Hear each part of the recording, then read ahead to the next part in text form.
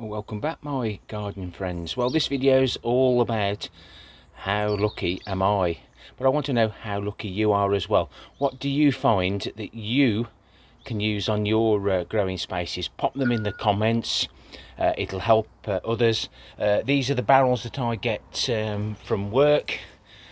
We have the AdBlue in them, and it's not classed as dangerous for the environment because basically it's water and urine, so they're reasonably easy to clean out, but make sure you don't spill any, especially on dandelions, because some reason they die. So I'll be cutting the lids off these, doing my little bit, then drop the tops back in. I'll just cut a little slither out so the top bit fits into the bottom bit. So I've got to work on that at some stage. And of course, because I'm a creator, I do get sponsored by various companies. And there's the state of the grow room at the moment. And there's the Cooljob doing really well, and the first lot of potatoes. Just warming the soil up, ready to pop those on. And there's some more of my giants. The lights have been on all night. They go off during the day. And we've had some wood chips delivered. This allotment holder's had some put behind the gate so nobody pinches it. But that's our fourth load, so some people have said that they've had to pay for them.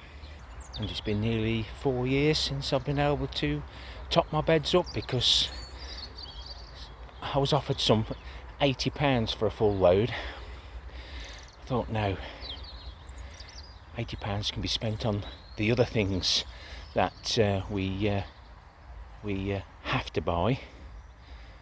But in the case of the pallet collars and lining them, I had to spend, I think it was £58 for a roll of the visqueen plastic.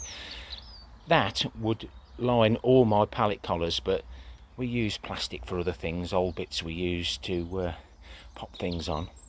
But sometimes you have to buy. Now you might say, well, plastic, but yes, that say is 50 odd pounds. Some people are paying £10 each for the pallet collars, and I'll have a quick count up, but this is something else that I get for free, and I've managed to get another half a dozen, which has now brought these beds up to 3 high, and eventually, as we get more, we'll put them to 4 high, so they're at a comfortable height to work on. Because I'm doing DIY at home, this is just a quick video just to say I'm still alive. I won't be wood chipping this area at the moment because I've got to empty the compost bin, do all my mixes so that we can get the all the pots filled for the potatoes, for the wick guttering system, etc. So hopefully this will get done as well at some stage. Some of these pots I do reuse. These are all been unscrupulously dumped by the cannabis growers, and you normally find them in plastic bags in a cylindrical shape so that you know it's worth a little look. But always remember, if you pick something up, you mustn't put it back down. And of course, polycarbonate. I accept everything because sometimes you don't know how much of a smaller piece you want, but those angled ones might make a nice little cold frame. I'm not going to throw them away just yet, but skip finds, asking people, friends, free cycle, it's always worth having a little look. And I'm really reluctant to reduce my wood pile because I do keep finding uses for it. All this timber here has been recycled either from home or from what I've acquired from skips, etc. Wheelie bins, when I was on call, we used to get people fly tipping rubbish in them. These here were in a skip, take up so much room, but I think these two will be in my polytunnel when I do the long root system in there, so that will be the little collecting pond. I'll cut them down, but that'll be ideal. But getting things like that, as you can see, the barrels, they're all over the place.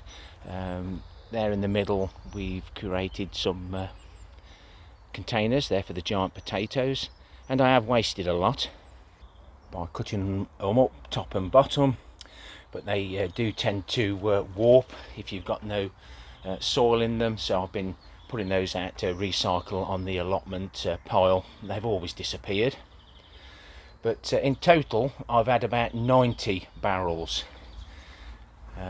Look at the saving I've made there. So when I do need to purchase the polytunnel covers, etc., I don't feel so bad.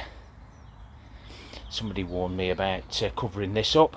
It's not got wet, it's split already, but it's only for to replace this one, and I will treat it with the same material that we're using at home in the kitchen DIY build, on a budget.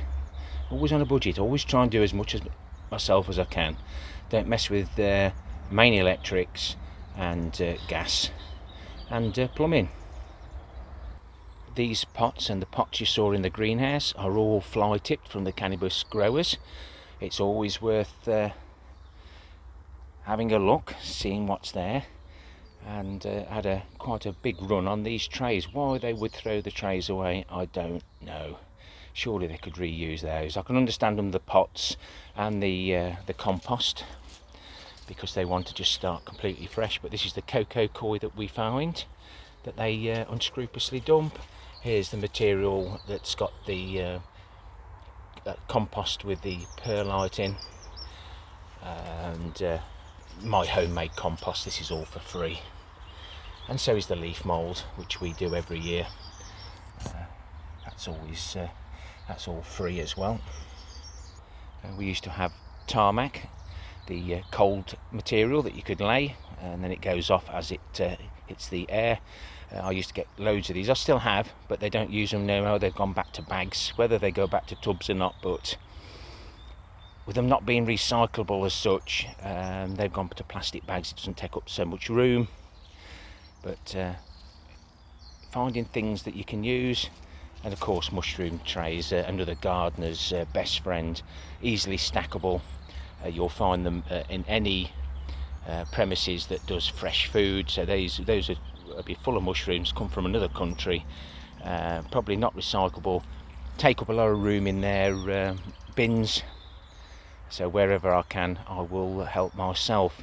Of course I'll ask first, but they'll store anything, and I find them very useful to taking the vegetables home. Quick update on the purple sprouting. Pigeons are desperate for food by the look of it, and this bit of net was moved. The netting's still on here, so the net that I put on top wasn't good enough, but I am changing everything I do, but it's just finding the time. But as you can see, even with the Swedes, when it gets cold, snowy, they'll eat absolutely anything. Pigeons and rats are my favourite. These roofing laths were again very expensive to buy, but I don't feel so bad when I can get other materials. Yes, we have to buy the pipe, but you can scrat around for offcuts from the people who use that. But when you do bigger projects, sometimes you want full length, just to make it look pretty.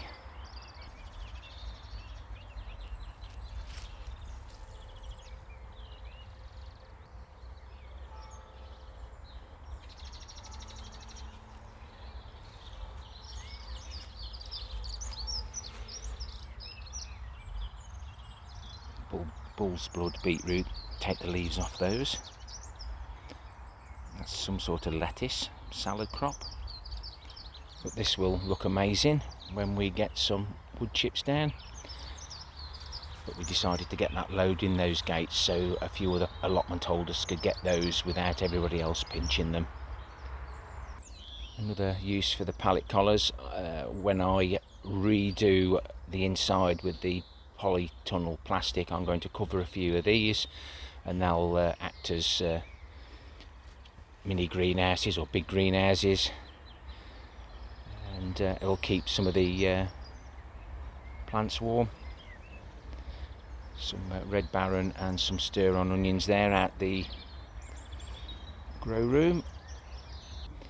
My little motto is find a space and fill it. That's where the surplus went. Some of these aren't doing so well. I won't be doing shallots again over winter. I shall plant them inside. The polytunnel should then be heated. It's such a better space. If you want to check out the playlist on that, the polytunnel rebuild, where the guttering was its original height, and we've raised it by 0.8 of a metre. No signs of the carrots, so we'll probably redo those. It's getting a little bit warmer now. These are the gravity wick guttering containers. The wicks go right almost to the bottom, not to the bottom, so it drains it completely, because these are joined using the siphoning system. So the water, these all stay full of water as long as the pipe stays below the water level. But all the barrels are full because of how much rain we've had this month, March 23. And of course 4-year-old wood chips. That's what we dig them up before we put another layer on. Excellent for adding to the growing spaces. If you check out my first video, you'll see what this allotment looked like, because I collected so much compost, leaves and wood chips. The beds were just getting too high, so I had to invest in a few scaffold planks. I spent £200 on scaffold planks, but then I got a contact for pallet collars, so as you can see, those are better because they're free. There's some of the root balls out of the bottom of the cannabis root things. I let the birds pick and peck at them. All the compost goes into the wood chips, and then when I harvest them in 3 or 4 years' time, they'll be full of goodness. No membrane below there, because I want the worms to come up and do their little bit. Be careful on the finds, you never know what you can put in your hands in. Always wear a good pair of slash proof gloves. More wheelie bins cut down. And these are the latest lot of barrels that we've just looped through. And the amount of rain we've had off that roof space all helps. And once they're full, we might be able to loop it to next door so he can have some extra water. He hasn't got much roof space at the moment. We need to collect as much water off every flat space you've got.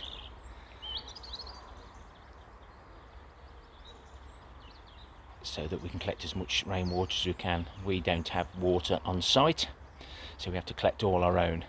And there's another good use of the polycarbonate sheets. And don't forget to create yourself a nice wildlife area, wildflower garden, to attract some of the pollinators, and obviously the overwintering areas for our 4-legged furry friends and anything else that would like to join us on our plots. The tulips that we put in amongst the strawberries, they'll be finished by the time the strawberries are ready to go. And because the tree was sucking every little bit of moisture out this area, we've planted a few more bulbs that we've found. And I do like those little daffodils. Mrs. K will be pleased that I managed to salvage some from last year that rotted off in the wet again. Hopefully now, in this pallet collar, and because the tree's sucking all the moisture, they'll probably survive and do well and multiply. And hopefully both these bins will be full of manure. We'll collect all the runoff to add to the bins. Need to put this one back together. Dumping ground, guys, and add it to the manure runoff. We'll be making comfrey plant food and some nettle plant food. We did a video where we cleared the patch. The comfrey started to come through here. This is the sort that the seeds will spread, so I have to be very diligent. We let the pollinators have them, and as soon as they start to die off, we harvest the crop. And the Bockin 14 comfrey that we planted the 8th of the 9th 2020 is really established now. Thank you to the people that sent me some of the root cuttings. and I should be able to harvest this all year now. But what you need to do is make sure you don't harvest all of it, just leave enough for the bees as well. The first lot of comfrey you saw I do it half and half. I'm going to start filling these, but you wouldn't want to buy bags of compost to fill these. So in here we've got all the compost you've seen, wood chips and absolutely everything. And I think there's even the odd little trainer pot that they use to start the seedlings off. We had the material from out the trommel, the big sticks and big leaves that didn't sift out in the leaf mould. That's all gone in towards the bottom. Worms will love that, absolutely love it. Ordinary compost has got so much material in, but compost love fresh organic material. And to finish off, I'm really happy that we did these temporary compost bins.